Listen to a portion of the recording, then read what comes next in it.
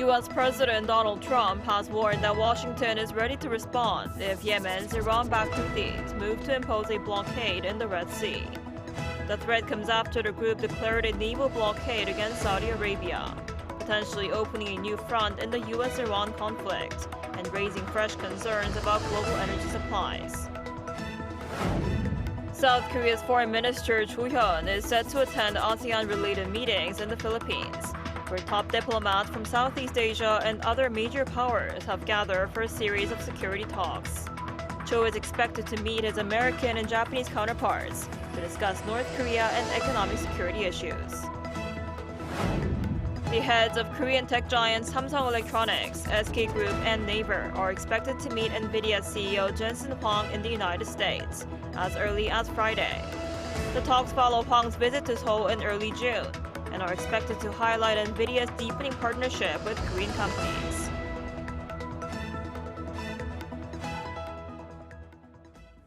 Hello and thanks for joining us on Arirang News. U.S. President Donald Trump vowed action in response to the Houthis' potential shutdown of the Red Sea. He also threatened to strike Iran's nuclear facility soon. Our Kim Jun-ho starts us off. U.S. President Donald Trump said on Tuesday that the United States would respond if Yemen's Iran-backed Houthis move to blockade commercial shipping in the Red Sea. So far, it hasn't happened, might happen. But we take care of things. If something like that happens, we take care of it, you know. The Houthis declared a naval blockade of Saudi Arabia on Monday, threatening to attack any vessel loading or unloading Saudi oil.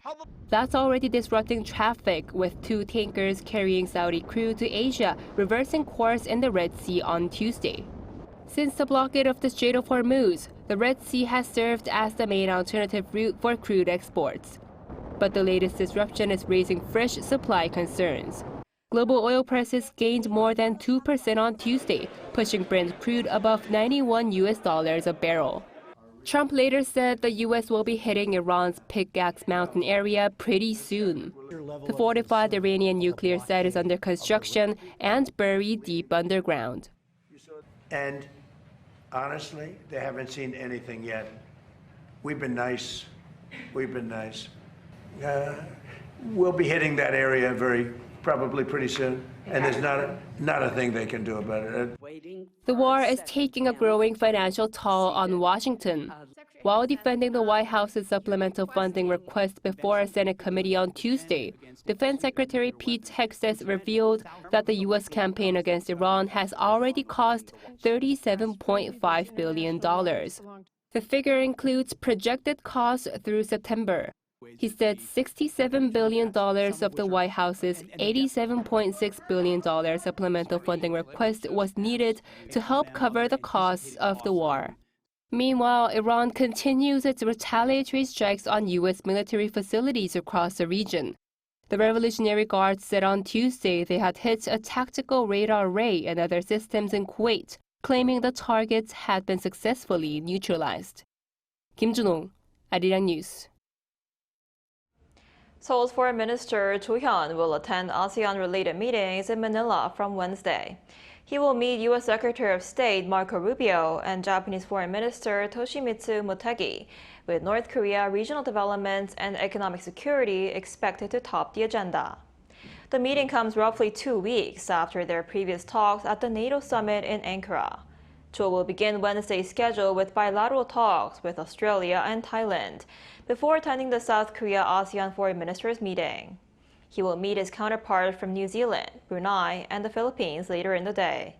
On Thursday, Cho will attend the ASEAN Plus 3 Foreign Ministers meeting, followed by the ASEAN Regional Forum and the East Asia Summit Foreign Ministers meeting. He will conclude his schedule by meeting his counterparts from the Mekong countries. Following the overnight rally in tech stocks on Wall Street, Korean stocks posted strong gains this morning, extending the upward momentum from the previous day. The benchmark KOSPI even triggered a buy-side sidecar, soaring over 5% shortly after opening. As of 9:20 a.m., the KOSPI was trading at 7,145, up nearly 6% from the previous session. The rally is largely being led by market heavyweights, with Samsung Electronics jumping over 5% and SK Hynix rising over 8%. Silicon Valley could host an unprecedented gathering of the world's biggest AI leaders this week, with the heads of Samsung, SK Group, Naver, and Nvidia expected to meet. The talks are expected to focus on strengthening AI infrastructure cooperation as Nvidia rolls out its next-generation AI computing platform. Our Lee Seung-jae reports. Samsung Electronics Chairman Lee Jae-yong, SK Group Chairman Chey Tae-won, and Naver founder Lee Hae-jin are expected to meet Nvidia CEO Jensen Huang in Silicon Valley later this week in what could become one of the most significant gatherings of leaders in the global AI industry. According to business sources on Wednesday, a roundtable is being arranged for as early as July 24th, with discussions expected to focus on expanding cooperation in AI infrastructure. The meeting could also include OpenAI CEO Sam Altman and Anthropic CEO Dario Amodei, bringing together executives from companies that lead key segments of artificial intelligence, from advanced memory chips and graphics processors to generative AI services. If held, it would mark the first time leaders from the world's top AI hardware and software companies have gathered in one place to discuss collaboration across the industry's supply chain. The planned talks would also highlight Nvidia's growing partnership with South Korean companies. Jensen Huang visited Seoul in early June, meeting executives from Samsung, SK, Hyundai Motor, LG, and Naver. Another high-level meeting just over a month later would underscore Korea's increasingly important role in the global AI ecosystem. The gathering comes as Nvidia accelerates deployment of its next-generation AI computing platform. The company says systems powered by its new Vera Rubin architecture have entered full-scale production and are already being installed by major customers. Nvidia says OpenAI plans to deploy the platform at scale by the third quarter, while Google Cloud, Microsoft Azure, Meta, Dell Technologies, and CoreWeave are also integrating the new systems into their AI data centers. Named after pioneering American astronomer Vera Rubin, the new chip architecture marks Nvidia's next major leap in AI computing and is designed to handle the rapidly growing data demands of advanced AI training and inference. Lee Seung-jae, Arirang News. Korea's Producer Price Index, a key gauge of future consumer inflation, remained flat in June from the previous month to end a 9-month streak of gains, though it rose 8.6% year-on-year. According to preliminary data from the Bank of Korea on Wednesday, coal and petroleum products dropped around 5% last month due to lower oil prices, while computer, electronic, and optical devices rose about 2%, driven by steady demand. However, the Bank of Korea notes that producer prices are still showing a high growth rate year-on-year, and secondary effects from oil price hikes are expected to persist.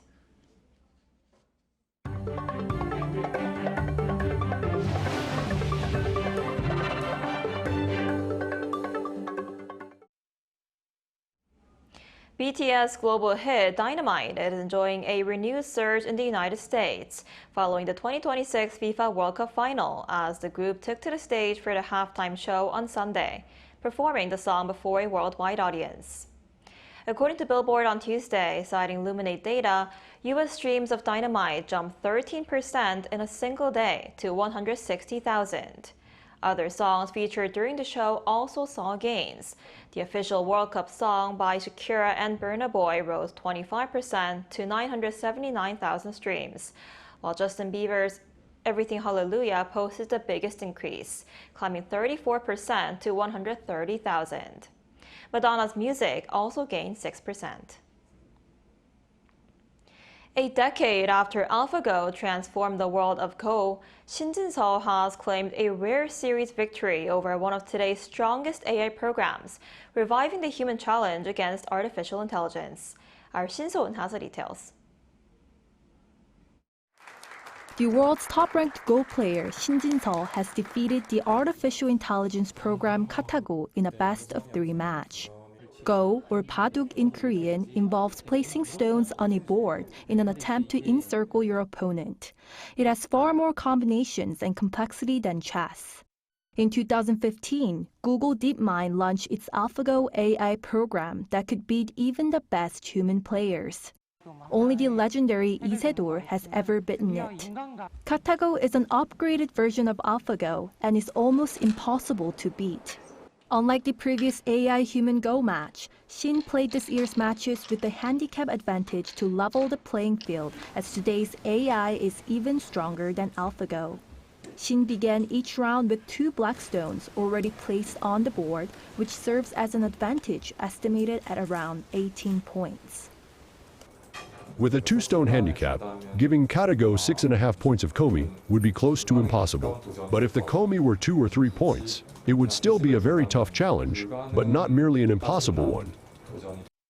Shaken by an unfamiliar move from artificial intelligence, Shin suffered a defeat in the opening game. But he never gave up on victory and returned with a different approach in the second game. By using a large opening sequence to limit uncertainty before fighting in the center of the board, Shin eventually secured a 4.5-point victory to level the series. Gaining influence along the upper side and towards the center at the third deciding match, Shin ultimately sealed an 11.5-point victory after 221 moves. Rather than copying the AI's preferred moves, he focused on constructing a thick and stable position. After his win, fans gave him the nickname of 신공지능 or Shintelligence. I think Game 3 was my stronger performance, but Game 2 was probably the more satisfying win, because it was way more challenging. Experts called Shin's final match nearly flawless as he used his AI studies to push KataGo into unfamiliar territory. Shin and the organizers are now eyeing a tougher rematch. Shin So-eun, Arirang News. South Korea's Daejeon City has been selected to host the 2029 Invictus Games, an international sporting event for injured military veterans. This will mark the first time the Games are hosted in Asia, raising expectations for Korea to expand the event's presence across the continent. Our Park Gun-wook reports. For the first time, the Invictus Games are coming to Asia. The Korean central city of Daejeon secured the right to host the 2029 Games after winning a unanimous vote over San Diego in the US and Aalborg, Denmark. Evaluators credited Korea's closely coordinated effort between the central government, local authorities, and the veteran community, united behind one mission, helping wounded service members recover and rebuild their lives. When I competed, I had to go all the way to Germany, so it's meaningful that Korea will now be able to welcome athletes. I hope it helps more people recognize how veterans are honored here. After being injured, many service members feel like their lives are over, but I eventually realized it wasn't the end, but the beginning. Founded by the UK's Prince Harry in 2014, the Invictus Games use sport to support the physical, psychological, and social recovery of wounded service members. And the Daejeon Games will mark its 9th edition. But despite its growing global reach, South Korea remains the only Asian country participating so far. The foundation believes hosting the Games in Korea could encourage more Asian nations to join. Within the Asian context, it's the fact that there is a lot of conflict going on and a lot of veterans around that aren't necessarily getting the respect and treatment. The great determination would be that we help change attitudes across Asia as well. I know there will be millions of people in Asia will be watching the Games in Daejeon. The 2029 Games are expected to draw thousands of athletes, families, and supporters from 26 countries. Among the participating nations are 12 countries that fought alongside South Korea or provided medical support during the Korean War, including the US, Australia, and Colombia. Daejeon is also stepping up preparations to ensure the Games are a success. We're expecting around 3,000 athletes and family members. We'll carefully prepare every aspect from sports venues to accommodation to ensure the Games are a success. With our experience hosting a major international event recently, we're confident. The countdown has already begun, and in 2029, Daejeon will become the first Asian city to host the Invictus Games, showing how sport can help wounded service members recover and rebuild their lives. Park Gun-wook, Arirang News, Daejeon.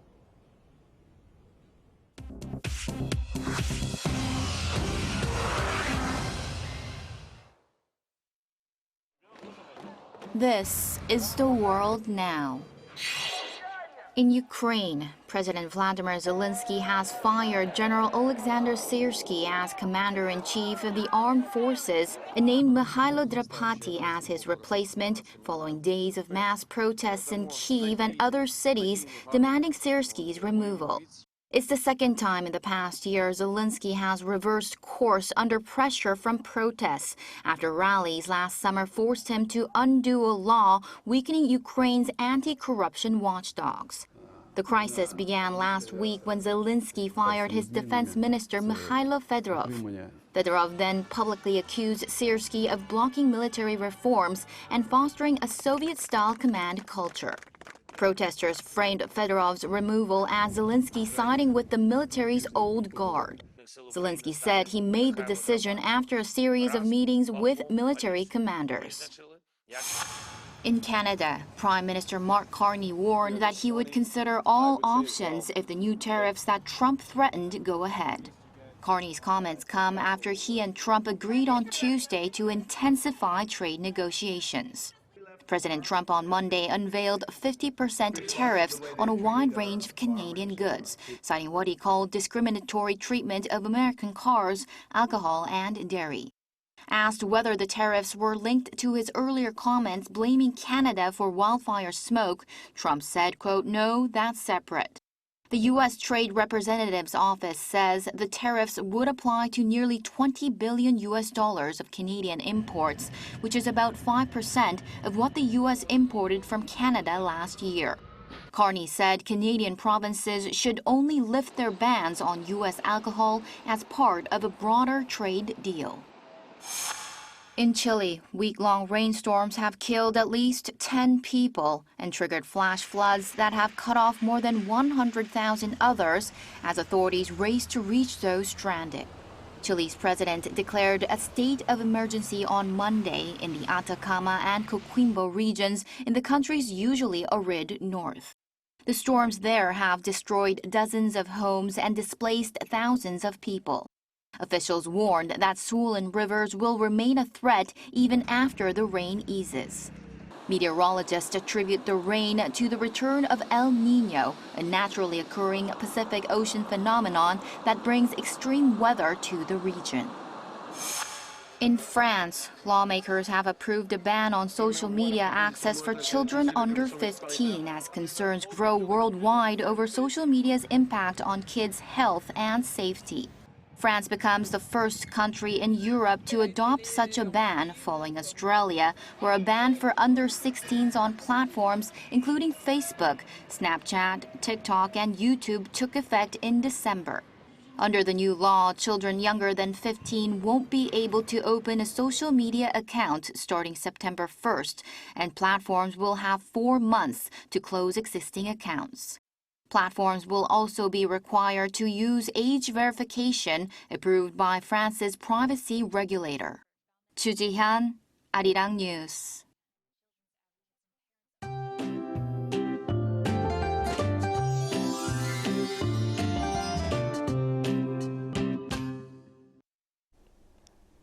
It's shaping up to be another muggy day across the country today. While afternoon highs have been hovering below 30 degrees Celsius in the capital area for nearly a week due to the rain and cloudy skies, but that high humidity is making everyone feeling sluggish. Meanwhile, heat wave alerts remain in place for most of the southern provinces, with the southeast regions having intense summer heat. In fact, Pohang in Gyeongsang-Pukto province could see a high of 37 degrees Celsius this afternoon. The heaviest rain bands have moved away, but Central Korea can still expect to see 5 to 60 millimeters of showers throughout the day today.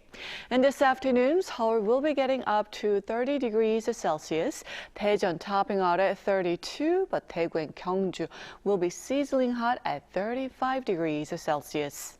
More monsoon showers are expected nationwide tomorrow, and the combination of hot, humid days and warm nights will continue for most regions.